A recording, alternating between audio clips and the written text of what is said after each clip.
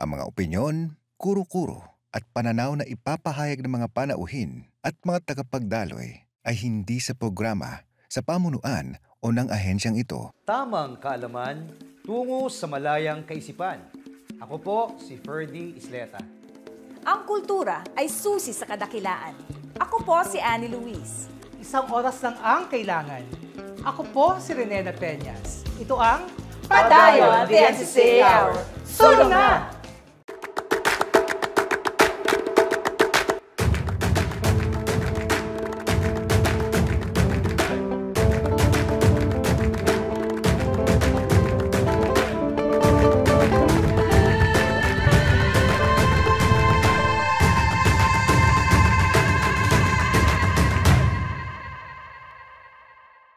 Sa ating mga Pilipinong artista'y manood, humanga at mapawaw dito lamang sa Sining Galaw.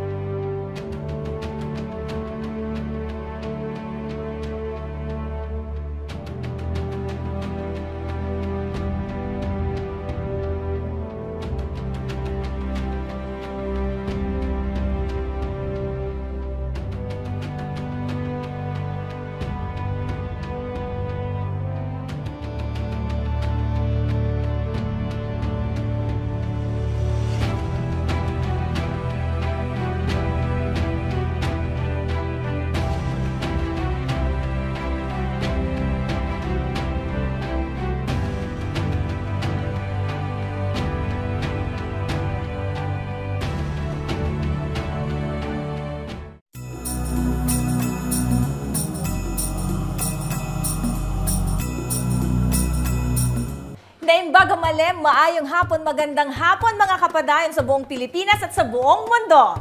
Ating matutunghayan ang ginanap na mga art workshops para sa mga manggagawang pangkultura ng NCCA bilang bahagi pa rin ng ating pagdiriwang ng ika-35 taon ng komisyon. Tama ka dyan, partner Annie, sa mga workshops na ito ay patuloy na magyayabong ang husay at galing ng ating mga kasamahan. Hindi lamang sa gawaing pangkultura, kundi pati na rin upang mailabas ang pagkamalikhain at bilang isang pamamaraan ng sining upang maibsan ang ating anxiety na pinagdaanan ng lahat sa panahon ng pandemya. Amping sining. Ika nga, dahil ang sining ay kumakalinga. Kaya't sa pangunguna ng Personal Development Committee ng NCCA, pinangunahan ng mga sumusunod na mahuhusay na resource persons ang iba't ibang palihan. Egay Talusan Fernandez sa Visual Arts, Vim Nadera sa Panitikan, Butch Ibanez sa Film, at Anthony Cruz sa Dance Theater. Mga partners, hindi lang naging masaya, kundi makabuluhan pa ang mga ginanap na workshops. Kaya na pang hinihintay natin mga kapadayon, atin ang panoorin ang ginanap na proseso ng mga workshops at ang outputs ng ating mga kasamahan sa NCCA. May mga kulay, may mga katapat sa organ ng ating katawan. Kaya pag nakikita natin yung mga kulay na ginagamit natin pang araw-araw, mabilis, no? Para siyang vitamin, complete, cellphone, lahat ng kulay. Kaya kaya kasi natin, ang galing ka pala eh, kasi wala kang sakit. Kaya yung konsepto ng yung workshop natin yan, alalabasin natin hindi yung paggalingan, kundi ano ba yung bawat isa sa atin ay meron tayong kwento sa buhay na ilalabas natin sa atin. At yun ang ating pagtatabihin.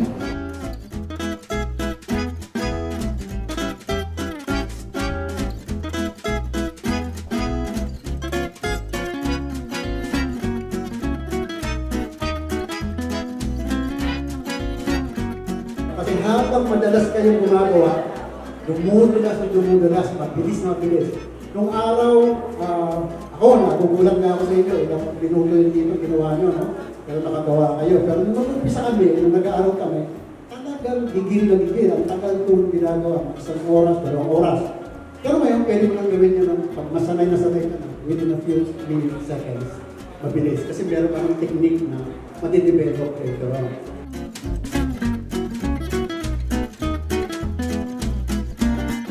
Yung ginagawa natin dito, kaya sinasabi ko na sana huwag na kayo gumamit ng eraser. No? Tuloy-tuloy lang, yung dagdag bawas lang ang gagawin. Ganun lang yung application.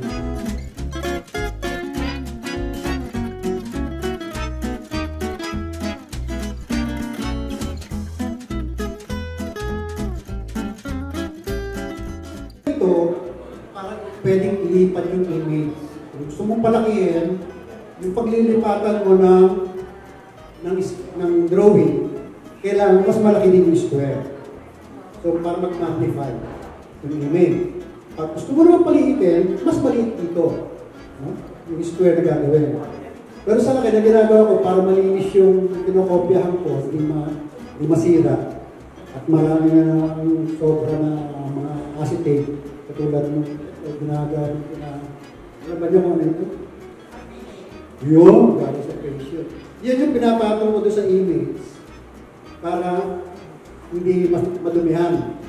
No? Pagkatapos, yan yung kanyang ginagawa ko yung pagka-transfer. No?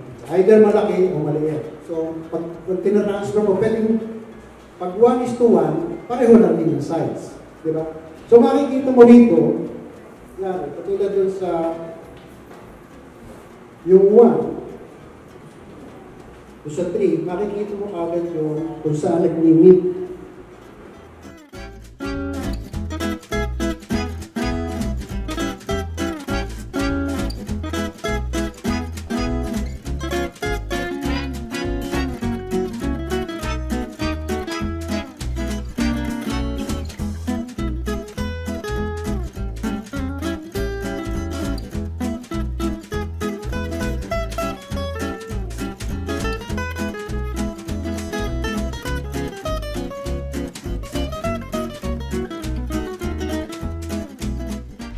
Production phase is actually the fastest, pinaka-maiksi na time na nire-devote sa 5 stages. It's the shortest, but it's the most expensive. So during this phase, ito na lahat ng resources ng pelikula, ginagawa nyo in that short amount of time. Malaki ang gastos per day. Per day ka mag-extend, accelerated ang expense mo. Pre-production is the longest. So have that in mind. Post-production is where the movie magic comes in, putting all of the scenes together. For this workshop, post-production will be handled by us muna. Ang concentration natin for you guys is shooting.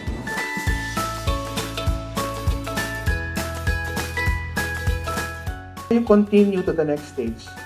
Yung resources mo na isi-secure mo. You don't do a film nang wala kang resources. Diba? So you secure the funding first.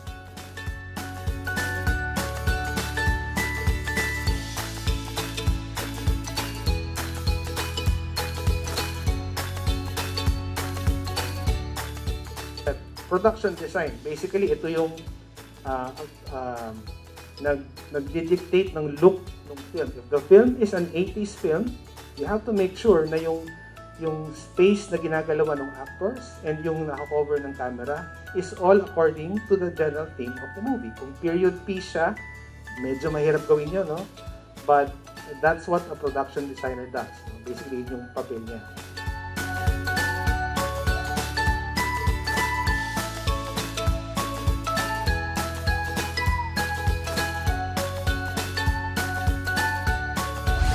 Ang solusyon ay sining, pagpapahayag ng sarili sa malikhaing paraan.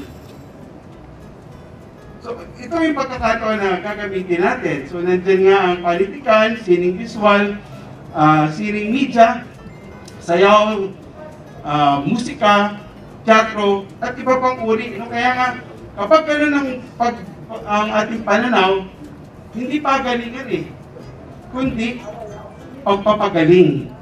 Kasi kagaya sa amin, wala nang pakialam kami sa GSP, grammar, spelling, punctuation marks. Wala na. Kasi mas habol mo yung nilalaman. Ano yung sinasabi niya? Kasi sa workshop, lahat yung pupunahin. Versus sa therapy, wala, hindi mo na pinapansin yun. Kasi yung iba namin binibigyan niya, karamihan ay bata. Natawag natin in conflict with the law, no? Children in conflict with the law. Minsan yung mga biktima ng disaster, di ba? Eh, nabagsakan na sila ng lahar o natabunan na sila ng lupa.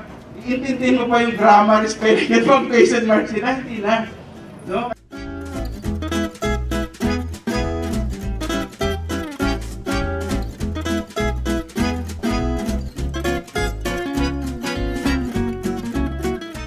Pag narinig niyo yung kanta, di ba tumatahimik tayo pag narinig natin si Adele? Di ba? Di ba? Napapatahimik tayo. Kasi nakaka-relate tayo sa kinakanta ni Adele. Di ba? O lang ano, Eraserheads. Magkahawak ang ating kamay at walang kamalay-malay na tinuruan mo ang puso ko na umibig ng tunay. Diba? Pag inulit mo yung verse, tumatakbo yung kwento. Tapos babalik ulit doon sa chorus, nag-iiba yung kwento, kumakapal.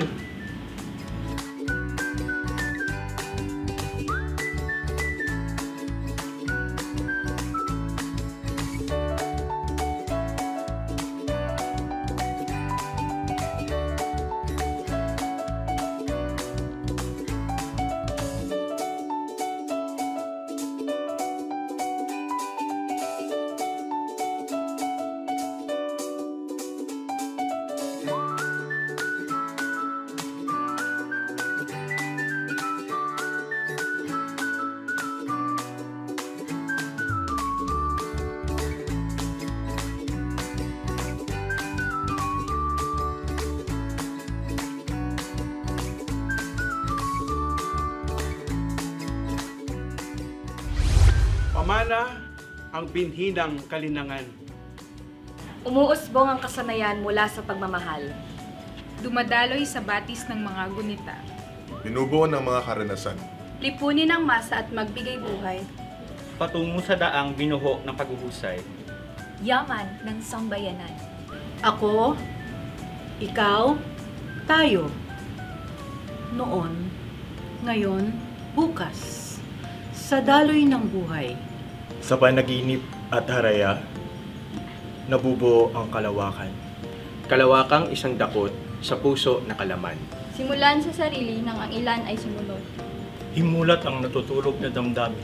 At dito ipadaloy ang kayamanan. Kaibigan ay siyang mahalagang bahagi patungong tagumpay. Alas, kawangis itong haraya. Magpapatuloy at ipagpapatuloy. Hindi magpapasakop sa karimlan. Namulat at magkasalita para sa katotohanan. Para sa sarili lang? o sa Diyos o para sa bayan. Ngunit huwag malimot iangat ang kapwa at mga kaibigan. Kaunlarang hindi lang pansarili, kundi pampamayanan at pambansa. Kaagapay ang isa't isa sa pagpapaunlad. Sabay-sabay nating hulmahin at unawain. Ang bayan nagpapahalaga sa tunay na kalayaan ng sangkatauhan. I love NCCA!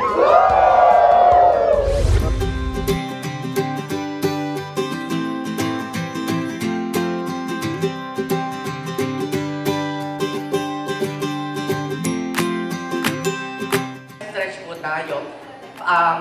Mas huwag yung dayain kung hanggang sa anong kaya nyo, okay lang. Although masakit sa simula, lahat na namang simula masakit, diba? Hindi naman agad masaya, diba? So medyo, ma-stress po tayo. Kailangan po yung kasi kung hindi natin gagawin, mas mahihirapan tayo. So simula lang naman yun. Tapos araw-arawin nyo bago yung pumasok maganda dito.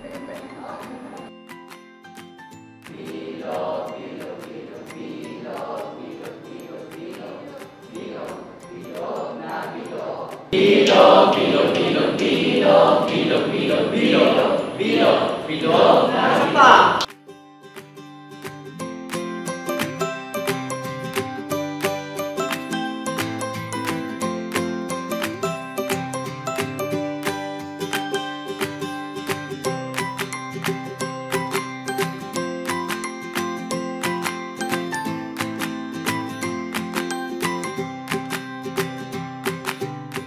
Bababa niya yung kanyang thigh, ang pang-iikot niya yung kanyang back. O yung ating kwet. Bakit? Kasi yung bilog, walang mat. Kapag kasi tuhod, ang ginagawa, ito ginagawa. Yung tuhod, ayan. Ang nangyayari, basag ang tuhod. Pag tayo niya, lumabas, tapos ang saya. Babalik pa siya, hindi na nakabalik. Kasi nga, kasi nga okay, right, 1, and go, 2, third, yan, and third. Tapos kasi ko, yan, and tayo. Very good. Yan, then score mo.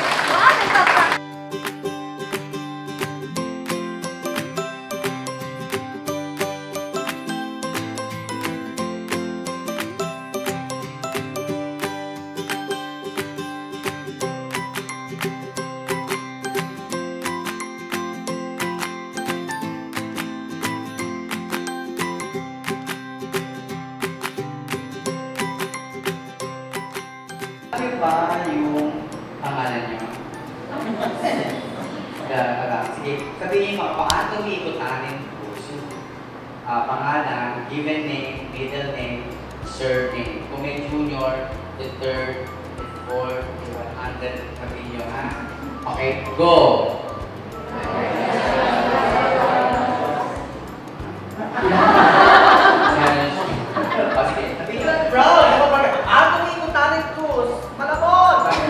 Pangalan lang, and go!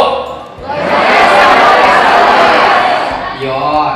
Dahil dyan, bilog!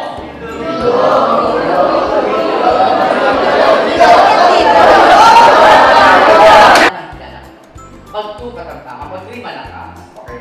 Ganit natin 3 na boses. So 1, mahina, 2, katamtama, 3 malakas. Pero dito gagawin natin ng boses, mahina, 3 malakas. At the end, paulit lang, and go!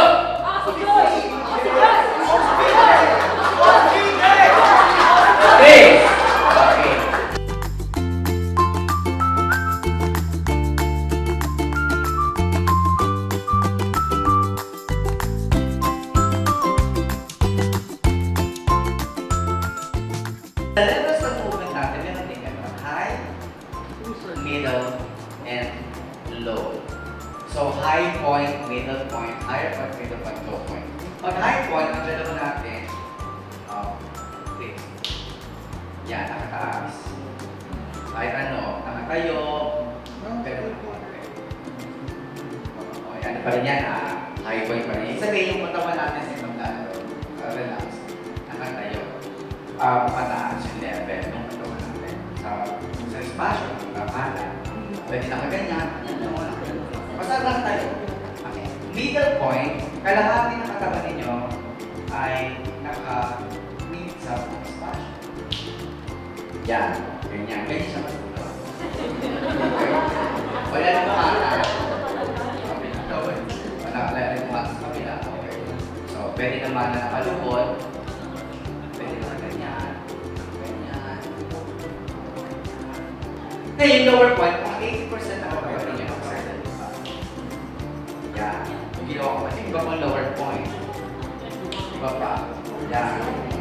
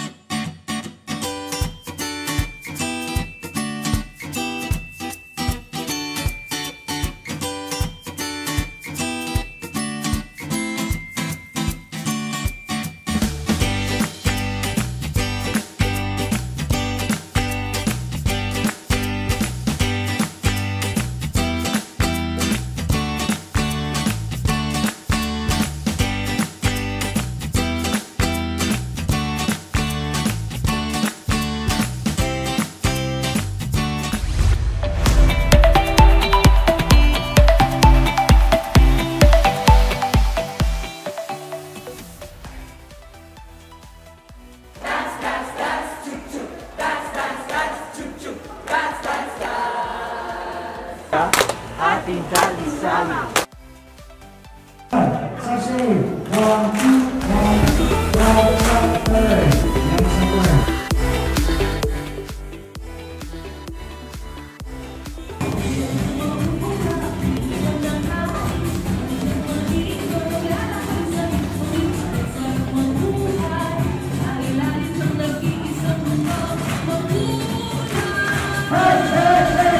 This is really a way by which we wanted to re-energize, to be able to have a space to talk to ourselves and to talk to the others, so that we would be able to push forward our mission and our work na hindi din po natin nagagawa na pag nasa opisina po tayo. So, salamat sa mga sumama, and we are still remembering those who are not with us because of the constraint of the work. Pero, no, we celebrate their presence or their absence, and we also remember them here.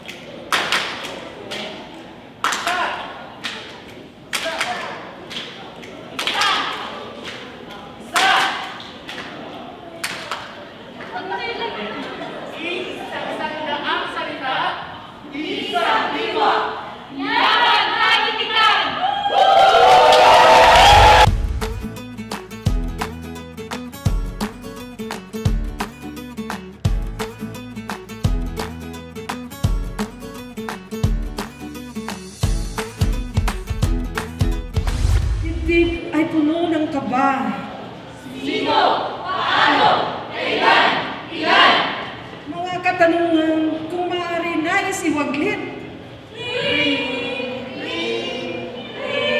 Sa bawat tunog mo ay humihibik. Oras ay tumitigil, kapag sa puso ay di mapigil. Hanggang kailan, parang walang katapusan. Taimtim na panalangin, kaba ay umupa. Binukulong, lumaban ka, tumindig ka, mabuhay ka. Tatak sa balat, kwento ng salokopin, tanda ng tapang.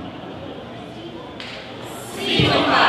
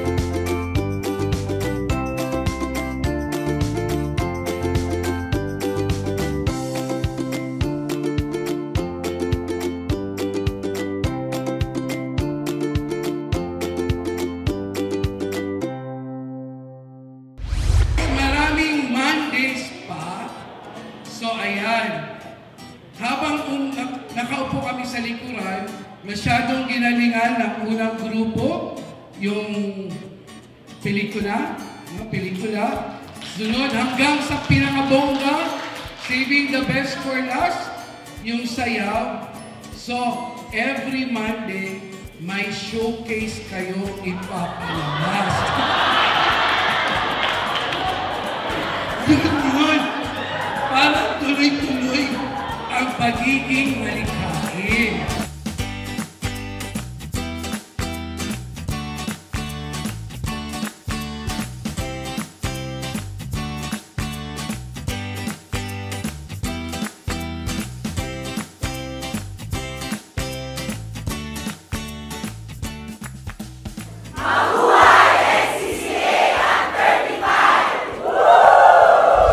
Ma-inspire at mapuno ng pag-asa sa mga kwento ng ating mga kababayang patuloy na lumalaban at bumabangon sa hamon ng ating panahon.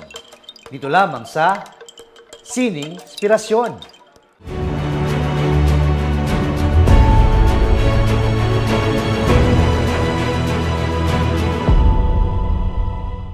Hello po, I'm Matthew Melagrito and I'm currently a freshman student dito sa Tarlac State University, dito po sa Tarlac City. I'm also a semi-full-time graphic artist and I'm also a part of a production house called Kanya. Yun. Kanya is a team of content creators and visual artists that works mainly in the music industry po. Honestly po, wala siyang masyadong difference kasi yung term na digital art, parang artwork siya, art pa din siya, same technique, same principles as traditional art, pero yung medium lang po yung iba. Kumbaga, digital technology yung gamit, like iPads or cell phones or computers, pati cameras po, actually considered siya as digital art kasi digital cameras po. Me personally po, ang ginagamit ko is Photoshop, Illustrator, and After Effects po. Since medyo inclined naman na ako sa digital art, parang gusto kong i-incorporate yung techniques ng traditional art tapos idadala ko siya sa digital. Yun, para breaking boundaries, parang ganun. I'm a part of Kanya po. Yung Kanya po is a production house po. Yung Kanya po is a team of content creators and visual artists na nag-work po siya sa music industry po. Parang try nyo mag-explore ng different online art platforms. Parang it serve as an outlet ng mga artworks mo kasi hindi mo alam, baka mapansin ka ng other companies, parang lalago yung career mo through that. Ayun, and yung isa ko pong advice is, medyo cliche na siya, pero totoo po kasi, just keep creating and be yourself all the time. Mga kapadayon, bilang isang grants giving agency, hatid ng NCCA ang iba't ibang proyekto na maaaring applyan ng iba't ibang organisasyon o individual ngayong taon para sa implementasyon sa taong 2023. Ang deadline ng submission ng mga project proposals ay sa Agosto 31, 2022. Ngayong hapon, handog namin sa inyo ang 2 video materials na nagpapaliwanag ng detalye ng proseso ng accreditation at ng grants program ng komisyon. Tampok sa mga videos sina Binibining Dayan Medina at Ginoong Oni Carcamo. Kaya tutok na, mga kapadayon!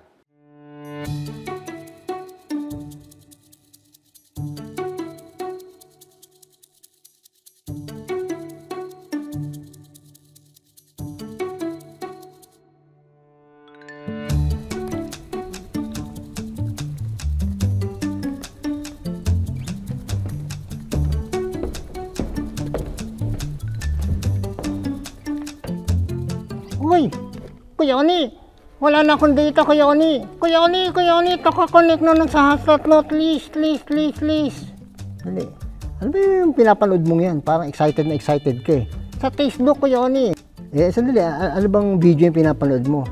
Kuya Oni, video ng NCCA eh. Tungkol saan ba yan? Kuya Oni, di ba yung NCCA nagbibigay ng grant yan?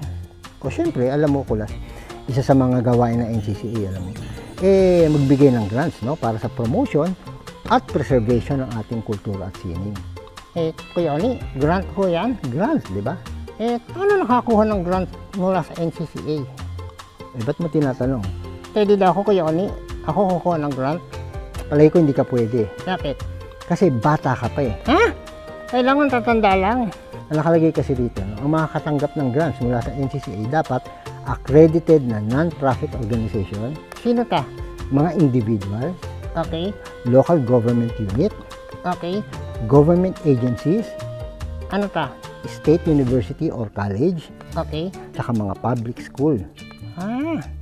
Sabi no, accredited. Ano to yung credit card? Hindi credit card. Ibig sabihin accredited. Kasi ganito. Yan kasi kulas yung unang hakbang, no, para makakuha ng grant sa NCCA. Dapat accredited ka. Ano to yon? Alam mo, isang process ito, no? Kung saan kukuha ng certificate. Certificate? Okay, ibig sabihin, dapat maibigay mo yung mga kailangan dokumento, kulas yung mga requirements ng NCCA. Kailangan maibigay mo muna yan. Saka dapat nasunod mo yung bawat proseso ng accreditation. Parang hirap-hirap yung Kuya Oni, yung accreditation. Alam mo, kulas, hindi naman mahirap, no? Ang totoo niyan, 4 na proseso lang yan. 4? Yan ang dadaanan mo, 4 lang, ha? Tapos accredited ka na. Pag accredited na ako, anong susunod? Didikyan ako ng grant ng NCCA? Aba, hindi pa. Alam mo, kulas, kung bakit? Bakit? Kasi alam mo, siyempre, financial assistance yan, di ba? Pupondohan ng NCCA yung project mo. Okay. Ibig sabihin, kailangan dumaan pa yun sa masusing process. Talaga? Kapag accredited na ang proponent, kailangan nilang magpasa sa NCCA nung kanilang program na nangangailangan ng pondo. Ano gagawin? Tapos, i-review ng NCCA. I-review? Abay, siyempre. Ano-ano mga program pwede, Kuya Oni? Alam mo, kulas, una sa lahat, no, nahahati sa 19 na disiplina ang mga programang maaaring ipasa ng proponent. 19 na iba't ibang discipline, no, na kasi alam mo, NCCA, merong 19 na iba-ibang komite. Iba't ibang sektor ng kultura at sining. Abay, pumunta ka sa website ng NCCA, kulas, no? Nandun kasi yan. Ito, tingnan mo, nandito. Kasi baka mapagod ka pag nilista ko pa isa-isa eh. Kuya Ani, paano nun katagtasok na sa 19 na discipline yung project? Kahit anong klaseng programa to, pwede? May iba't ibang kategorya, no, bawat taon. No? Base yan sa layunin ng NCCA. Ano ba ang naisiparating ng programa? Ito ay ang pagpapataas ng kaalaman at kasanayan sa iba't ibang larangan ng kultura at sining. Halimbawa, Halimbawa, tulad ng webinars, okay, mga trainings at conference, okay, scholarship, at iba pa. Production ng pelikula, ng dula, ng sayaw, serye, ito pa ha, merong exhibit, pwede rin. At paggawa ng module o kaya'y pagbubuo at pag-aayos ng mga aklatan at museo, documentation ng intangible heritage, pangangalaga ng mga built heritage, mga timpalak, art fair at festival. Oy, Kuya Oni, nirecord ko na kayo. Ano nirecord? Para hindi ko nakalimutan yung sinabi mo eh. Okay, sige. Alam mo, marami yan kulas ha. Ilang tong programa dinibigyan ng NCCA ng grant? Alam mo, ang binubuksang slots ng NCCA ay humigit kumulang na 400. Ha? 400? Grants? 400. Abay, alam mo, pagpasok sa isa sa mga kategoryang ito, ang programa ng proponent, bay dadaan ito sa pagre-review. Okay? At kapag pumasa, sumasa ilalim naman sa 2-level evaluation ang project. Ano to yung 2-level evaluation? Ito ay proseso kung saan chinecheck, sinusuri at sinasala ng mga komite ng NCCA yung project na pinasa ng proponent. Pagkatapos ng evaluation ay magdidesisyon ang Board of Commissioners ng NCCA kung naaprubahan ang project o hindi. Okay? Pagkatapos, sasabihin nila sa proponent, oy proponent na-approve na yung project mo. Tapos Kuya Oni, didikay na yung pera, yung tondo? Ay, hindi pa. Siyempre yung grantee na may approved project ay dadaan muna sa orientation at signing of agreement. At yun na, makukuha na nila ang funds na kailangan ng project nila. Kuya Oni, pag nadigay na yung pera ng NCCA, okay na? Abay, alam mo ko, hindi rin natatapos ang trabaho ng NCCA. Talaga? Siyempre, kailangan i-monitor pa nila ang project. Monitor, siyempre, kailangan malaman kung nagastos ba ng tama yung perang binigay nila. O kaya, baka meron pang mga dapat improve doon sa project na ng proponent. Okay. Pagkatapos ng project, ipapasa ng grantee sa NCCA yung liquidation. Liquidation? Ano ito yung liquidation? Liquidation, ito yung listahan at dokumento ng mga nagastos sa paggawa ng project. Kasama rito ang terminal report o dokumento kung saan nakalagay yung implementation ng programa. Kapag naibigay na yun ng grantee, makakatanggap sila ng Certificate of Completion mula sa NCCA. Finish na? Tapos na sa taon na yun, pero pwede ulit sila maghanda at magpasa ng bagong project next year. Talaga, Kuya Oni? Uy, Kuya Oni, tignan na itong video sa Facebook, Kuya Oni, ng NCCA, oh. Ano yung nandyan? Parang yun lahat ng sinabi nun, nandito eh. Tingnan mo to. Pinakwento mo pa sa akin, nandiyan naman pala eh. Ang lahat doon ng detalye ay nandito sa NCCA website. O kaya nga, ito nga yung binabasa natin ngayon eh. Tatakita ko yan sa mga teacher ko ah. Bakit? Nakaleron silang kilala na interesado eh. Sige. Uy, mukhang naubos na internet ko ah. Ha? Sige Kuya Oni, di-disconnect ko na. Thank you ah. Sige.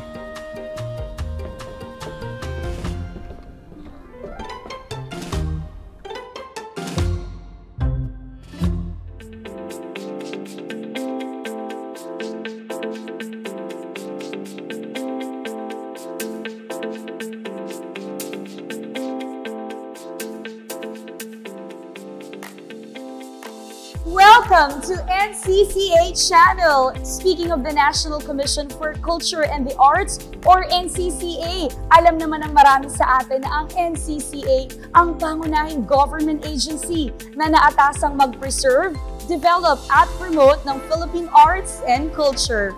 At dahil dito, isa sa mga main tasks nila ay magbigay ng grants o financial assistance sa mga organizations, institutions o individuals para ma-implement ang ating mga projects. At ang first step para mabigyan ng grants ang isang organization o institution ay dapat accredited ng NCCA.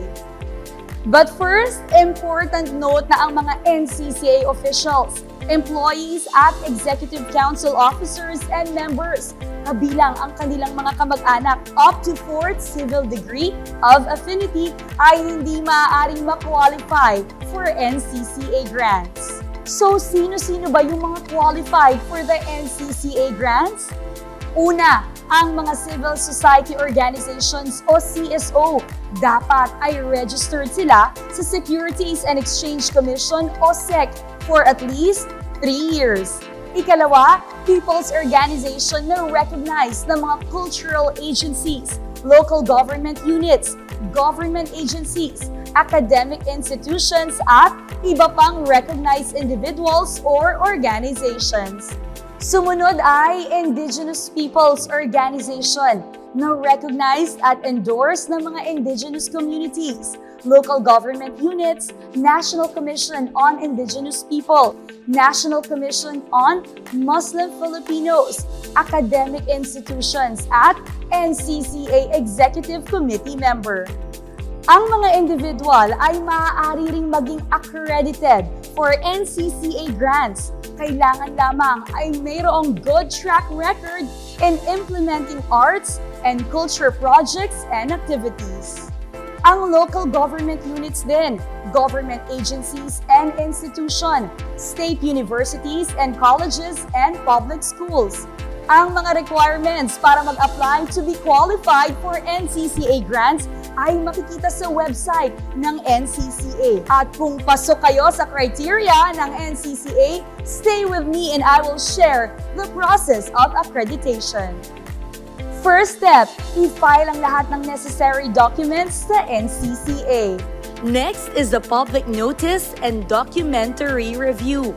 Sa step na ito, ipopost ng NCCA ang list ng mga nag-submit for accreditation sa website for 7 days for the public's information at kung may mga derogatory reports. Kapag nakapasa ka sa second step, i-evaluate ng Accreditation and Grants Processing Office o AGPO ng NCCA yung mga proponent. And finally, issuance of accreditation certificate to the proponent. And there you have it! Kapag accredited na ng NCCA, ay maaari nang mag-proceed sa grants processing. Thank you so much for watching! Sana ay nakatulong ito sa inyong queries on NCCA accreditation process. And don't forget to share this video and subscribe to NCCA social media pages for more updates on NCCA's programs. This has been Dayan Medina Ilustre, TV Actress TVOs. See you next time! Bye! Mwah!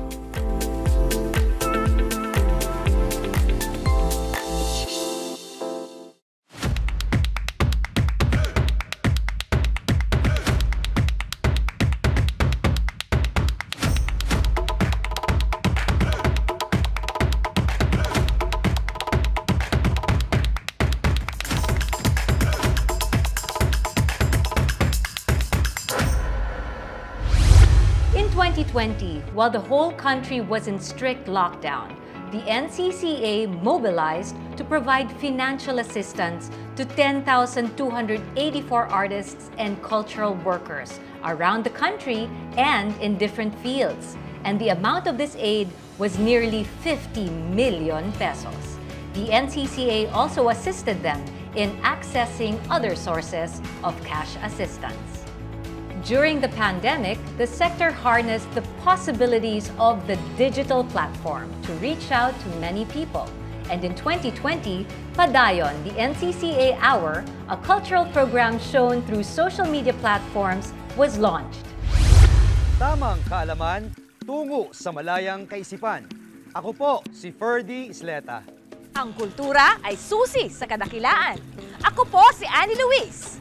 Isang oras lang ang kailangan. Ako po si Renena Peñas. Ito ang Padayon, the NCCA Hour. Sulong na.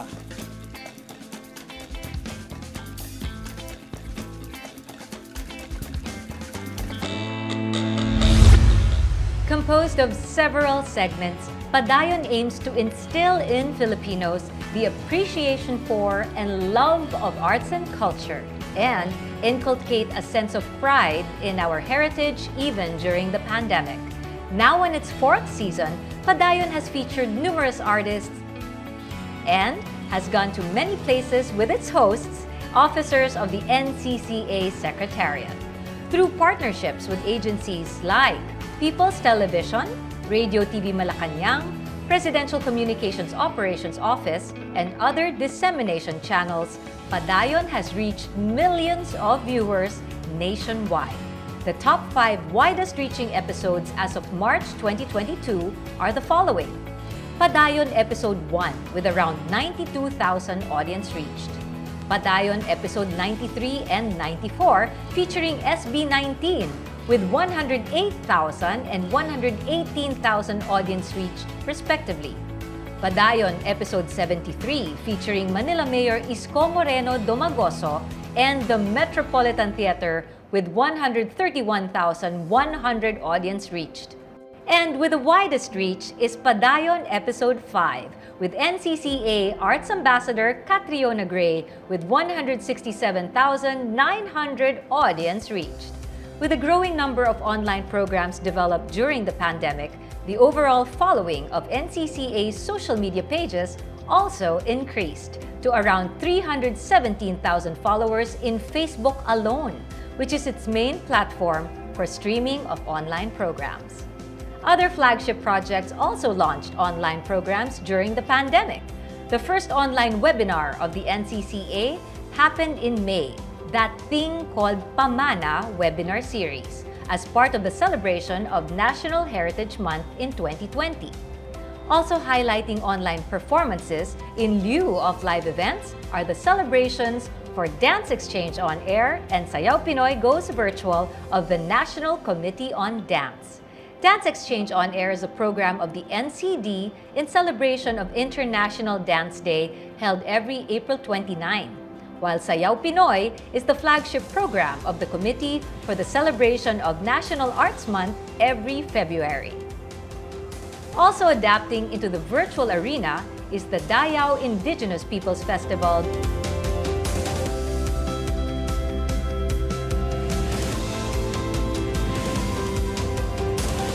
Mga Durungawan sa Kulturang Pilipino, a culture-based webinar series designed for interested in service and pre-service teachers and educators to support efforts in online cultural education.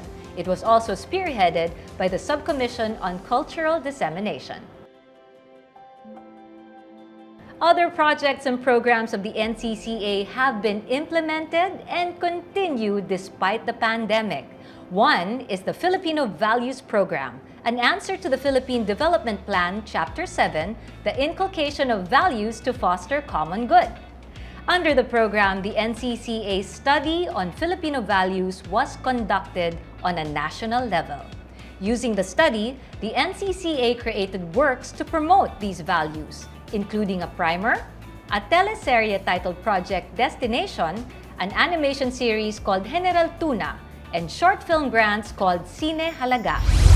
The Philippine Registry of Cultural Property is the repository of all information pertaining to cultural properties in the Philippines deemed significant to our cultural heritage.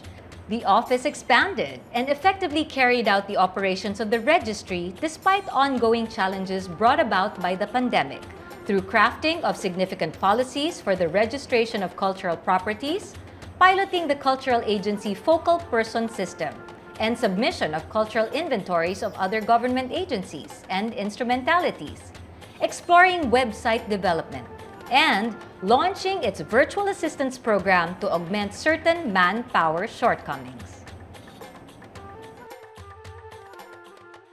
The Cultural Mapping Program is one of the technical assistance programs the NCCA offers to organizations or institutions to identify and document cultural properties. Many LGUs have benefited from orientations and training on cultural mapping nationwide. The NCCA has always honored excellence as well as spur creativity with several programs that bestow recognition to deserving works and artists. The agency continually holds the Young Historians Prize, the Philippine Heritage Awards, the NCCA Writers Prize, the NCCA Composers Prize, and the Ani Lang Dangal has always been a celebration, a festive occasion, bringing together all artists onto one stage to enjoin the whole country and express gratitude for their unwavering passion in sharing excellent Filipino talents. And most recently, the Gawad Rolando Estino sa Tagasalin or Translators Prize and the SUDI National Music Awards. The NCCA is also at forefront of national cultural celebrations that promote Filipino creative genius. During the pandemic, many celebrations have migrated online, but still bearing the spirit of togetherness and positivity. For the past 2 years, the NCCA continued to celebrate National Arts Month, National Literature Month, Filipino Food Month, National Dance Week with Dance Exchange, the Philippine International Dance Workshop and Festival, National Heritage Month, National Indigenous Peoples Month, Museums and Galleries Month, and Library and Information Services Month.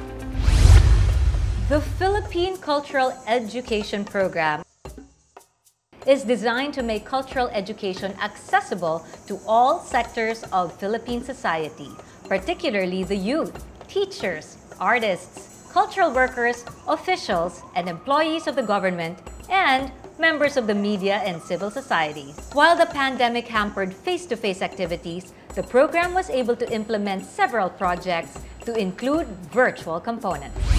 Through the International Affairs Office, the NCCA was able to maintain its cultural diplomacy and international cooperation through active participation in meetings, conferences, and collaborations. It is able to manage the Philippines' cultural arm, Centro Rizal, and support the programs of its numerous branches around the world. The Commission is also able to participate in the 2021 Venice Architecture Biennale and is also partaking in the 59th Venice Arts Biennale this 2022.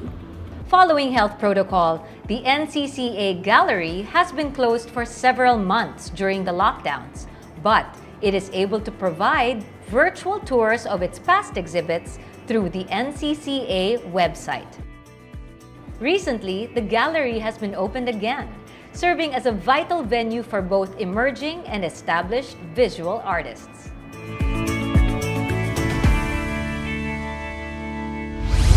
The NCCA was part of the National Quincentennial Committee.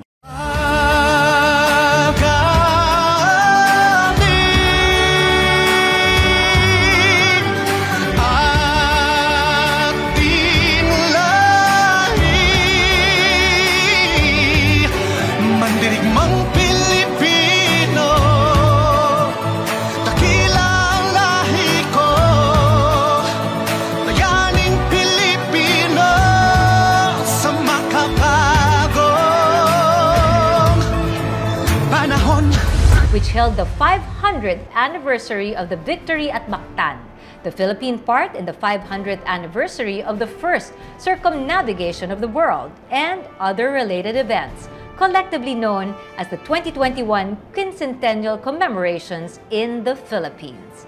One of the highlights was the mounting of the musical Lapu-Lapu, ang Datu ng Mactan, at the iconic Metropolitan Theater.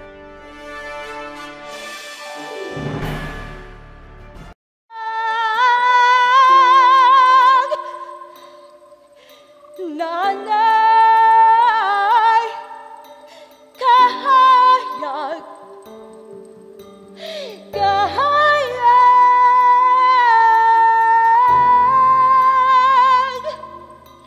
ikaw ang kahayag,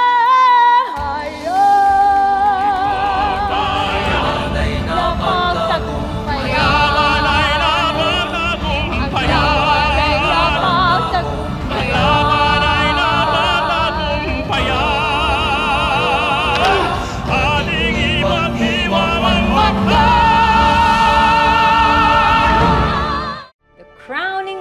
of the past year of the NCCA is the reopening of the Metropolitan Theater after several years of closure. Now, under the NCCA, the architectural marvel will once again rise as a center of culture of our country, shining like a beacon of hope and resurgence.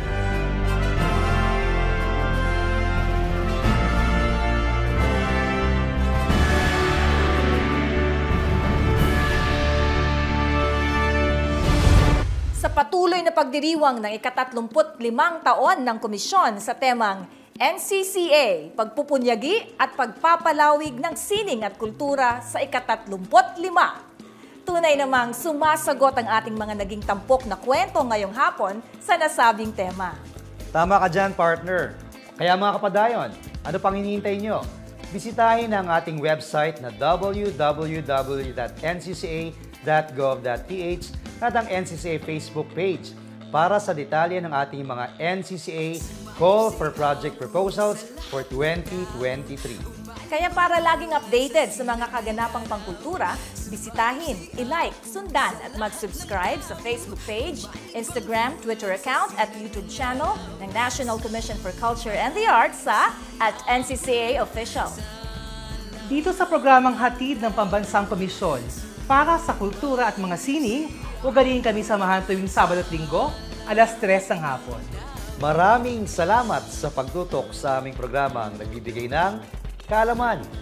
Sa programa nagbibigay ng kasiyahan. At sa programang nagbibigay ng inspirasyon. Ito ang Padayon, the NCCA Hour. Sulong na!